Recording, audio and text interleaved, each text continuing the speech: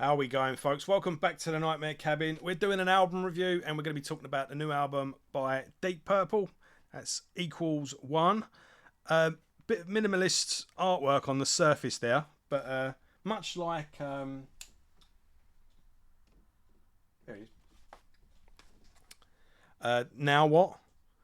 You'd be forgiven for thinking this was just like another edition of that or something like that, but there's more to it than is on the surface. So first off, on the inside there, you've got this mathematical equation. Oh, let's try and get out of the light there. And as you can see, you've got this long mathematical equation, but it all just equals one. And that is an analogy for Deep Purple, with all the people that have been involved, all the people that have come and gone, and all the different influences and elements and textures to the band's sound, and yet it all just adds up to one thing, which is Deep Purple. But the artwork does expand on the inside, and this is shown as well on the video for, I want to say, Pictures of You. Is it Pictures of You? No, Portable Door, sorry. Yeah, there's some pretty cool stuff here. I don't know why they didn't use something like this for the cover, to be honest. But, you never know what goes through. I wasn't there on the committee meeting. But, yeah, I just don't know. And they could do stuff, with the tour, with the artwork, with the backdrops and all that good stuff. But yeah, I don't know why they didn't do something like that as the cover, but never mind. They could still call it Equals One, still have the mathematical, get that out, Joe, in the artwork. But whatever. The music speaks for itself at the end of the day. And so this is a bit of a marks an occasion for the band, because this is, what was this, Mark 9 of the band now. This is the first album with Simon McBride on guitar, who's been in the band. He's been touring with the band for about a year and a half, I think. Me and Luke, co-host of Maidencast, went to see Deep Purple at the O2 on their last tour, and he was playing guitar from then. So Steve Morse hadn't long left, and he was fantastic. He was, some of those solos, he was shredding, and yeah, it's interesting. It was going to be interesting to see what they come up with him and what he comes up with the band. And the sun seems to be going away now. So, and yeah, obviously Steve Morse was in the band for 28 years. He did something like 7 albums. So I think he was the longest serving guitarist up to that point. I mean, how long? Richie Blackmore, if you combine both his periods in the band, I don't think that would have added up to 28. I mean, you think about it, that was a blink of an eye in the big scheme of things. But anyway, so yeah, it's and Steve Morse, I think, is quite underrated. I think he's appreciated among Deep Purple fans, but in the whole rock genre, I think Steve Morse kind of gets overlooked a bit. But anyway, here we go, new era and all that. And Simon McBride fits like a glove. This is a seamless, what's the word? Transition. And it's a bit like Yannick Gers leaving Iron Maiden and Iron Maiden replacing him with Richie Faulkner from Judas Priest. Yeah.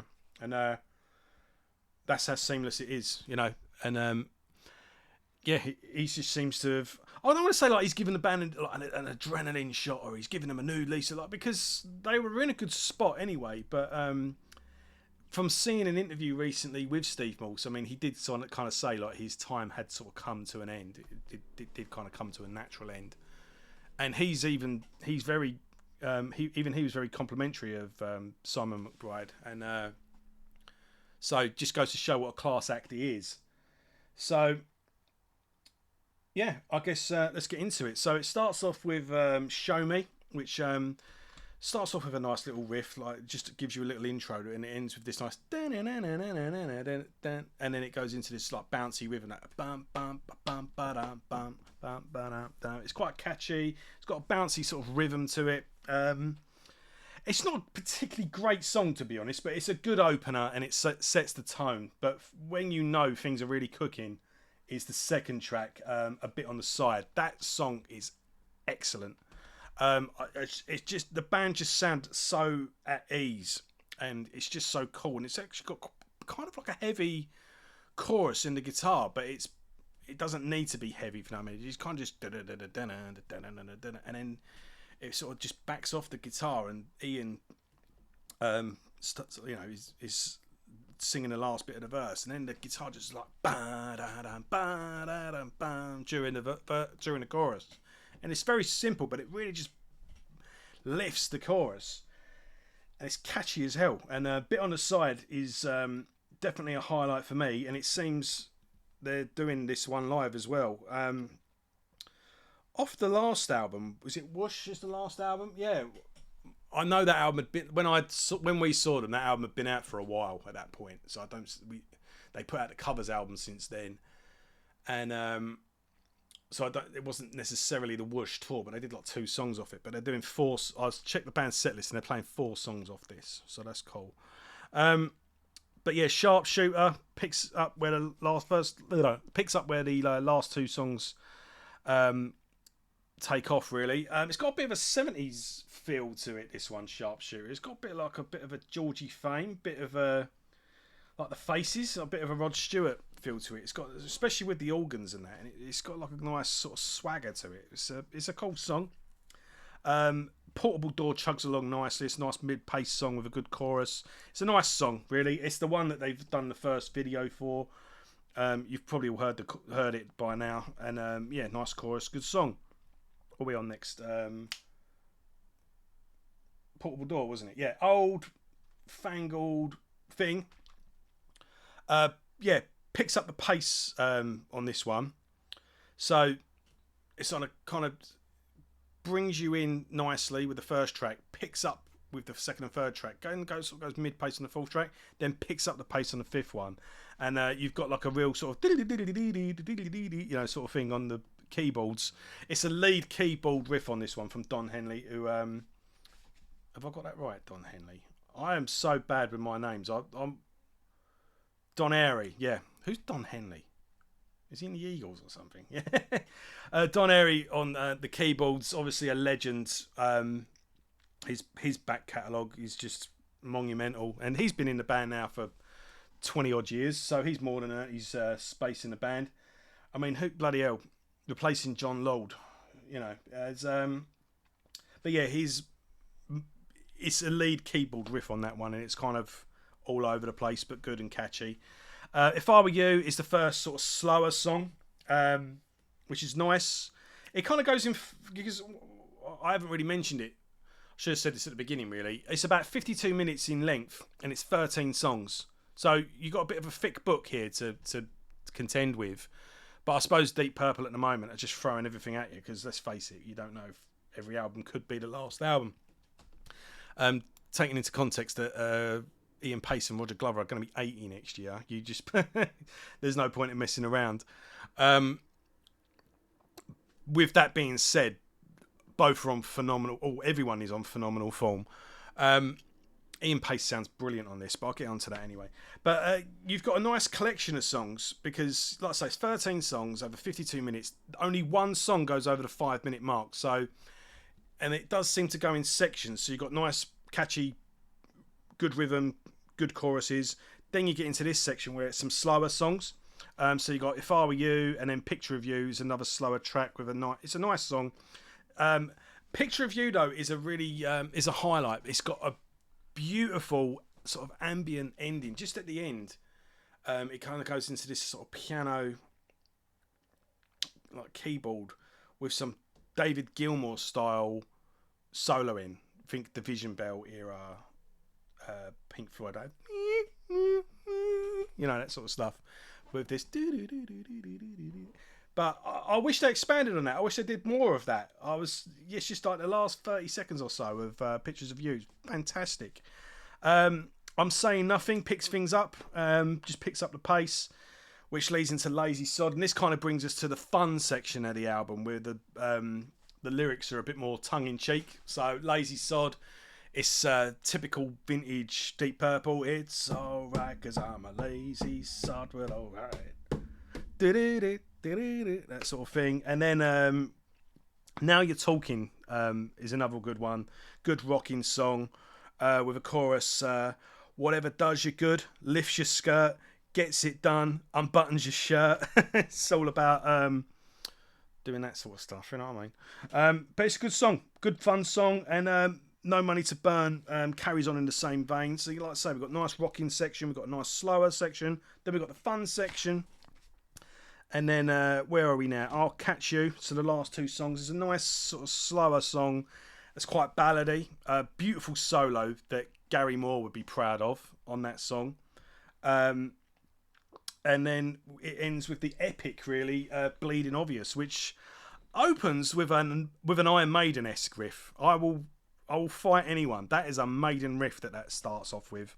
And it goes into this nice groove, but then this is the longest song, which I mentioned earlier. This is the only song that's gone over the 5-minute mark. And it does kind of go off on a few different tangents and kind of all comes back together at the end. And then just sort of ends with a like a scaling, building up keyboard, and then da-ba-da-bum-bum. And then just comes to this nice abrupt end. And yeah, this is a great collection of music by a band that's got great chemistry and is having fun with what they're doing and is at ease with what they're doing. So this is I'll say they were on good form anyway, but this has been the first proper album in a good couple of years now, really, because they obviously stopped when the shit show happened. But yeah, 2021 was the covers album, and then before that, Whoosh was in 2020. So this is the first album of new material in 4 years, and obviously with a new additional member, the band have got a renewed vigor, a new chemistry, and it's great to hear. Right, Simon McBride, as I said earlier, I mean, he's doing so much on the guitar, and there's little licks and little details here and there that come out more to the forefront the more you hear it. So it's fun and as easy as this album is to listen. Like I say, it's 52 minutes, and it is just an effortless listen. The album just plays itself, and I didn't know it was 50 minutes. And the 13 songs isn't a problem either, because the songs are so varied, and it's perfectly paced. But I did say in the second from last track, I'll Catch You. Beautiful solo, beautiful bluesy solo. As I mentioned, Gary Moore will be proud to call that his own. And what was it? Was it Pictures of You? I said had the nice ambient-y bit at the end. There's loads of little details that, again, it's a fun, effortless listen, but it also rewards repeated listens. There's lots going on here. But yeah, Simon McBride knocks it out of the park. But everyone is on fine form. Like I say, Ian Gillan, sorry. I called him Ian Pace earlier, didn't I? Ian Gillan sounds fantastic. You know, he's just brilliant. Ian Pace is the drummer, isn't he? I get everyone's names muddled up. But yeah, so everyone is on fine form, and yeah, the songs are there. It's going to be great if you go watch them live on this tour. And this is just a band this far into their career has no business putting albums out this good. This is putting a lot of people to shame. Not only are they maintaining their standards, but they are achieving and setting new standards. And this is, I think, not only marks a new era in the band, but also this is a new mark of quality for the band. It's like, right, from now on, you've got to match this. Just like, Brave New World, or, whenever a band comes out with that particular kicking album where it's like, right, bang, we're back. So, yeah, Simon McBride, take my hat off to you, because it couldn't have been easy stepping into those shoes with the guitarists that came before you. But they chose the right guy, absolutely. And yeah, it's worth getting the special edition as well.